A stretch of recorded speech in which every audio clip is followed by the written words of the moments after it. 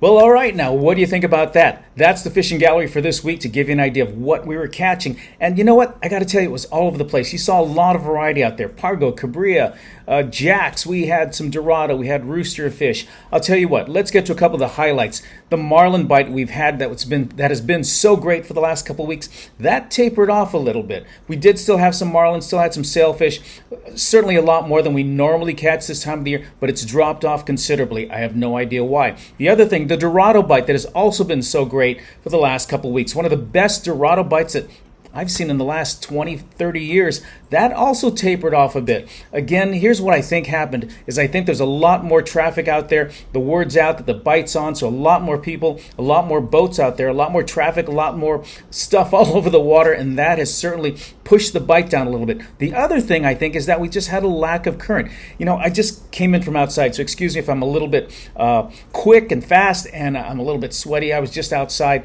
but it's really warm outside. It's probably tickling the high 90s, the hundreds, and there's a lot of humidity, and the water is really, really calm. Now, that sounds really good, right? Calm waters, and normally that is a good thing. But, you know, we talk about rain, we talk about a lot of sunshine, we talk about we talk about storms and wind and things like that. You hear me mention those things all the time.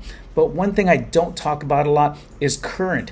We do need a little bit of current. Even though it's flat, we do want some waters moving. If you think about it, or you fish a lot, you probably have noticed that, you know, we go out really early in the morning or later on, and there's certain times of the day that the fish bite better. And the reason for that, a big reason for that, is because there's current moving. When there's current moving, that means the fish are going to be feeding. Bait fish move around because they're feeding on things. When the bait fish move around, that also creates a lot more activity and a lot more of a bite.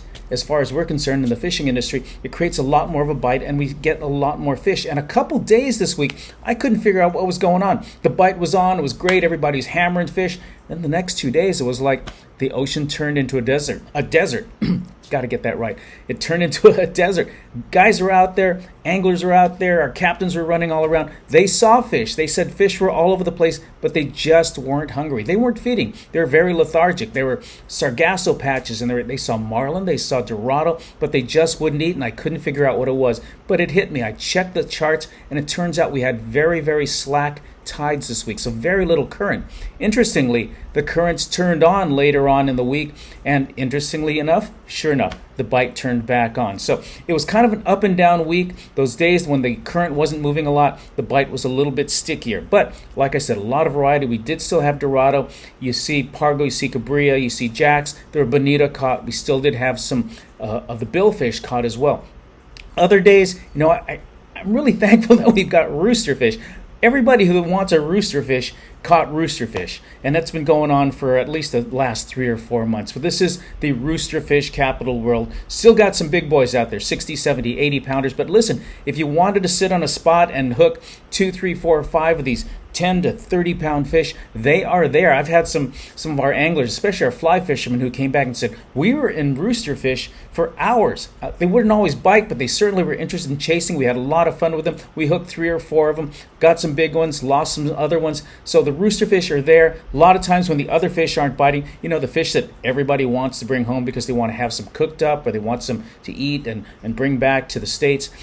When those aren't biting, at least we can go, well, let's go chase some rooster fish. Let's go have some fun. Let's go catch some bonita and get pulled all over the place. Let's go catch some Jack Crevalle and have a lot of fun. So they may not always come back with a lot of fish, but I can still tell them and talk to them, and they'll go, you know what, hey, that's fishing. We still had a lot of fun. We hooked 5, 6, 7, 10 of the other fish. We didn't keep them, but certainly there was a lot of action out there. So there's a big difference sometimes between fishing and catching and bringing fish home. There's 3 different things. You can fish, but you might not catch. You can catch, but you might not bring anything home. So all those different variables come into play, and that's what happened this week. There are some up times, there are some down times. Some boats did better than others. Boats that did really good one day suddenly did poorly the next day, and boats that did poorly did better the next day. That's just the way it was, but I will tell you that everyone who wanted fish did catch fish. Everyone who wanted to bring fish home was able to bring fish home. There was just a large variety of stuff. So if you're coming down, looks like the weather's going to be fine. Looks like we don't have any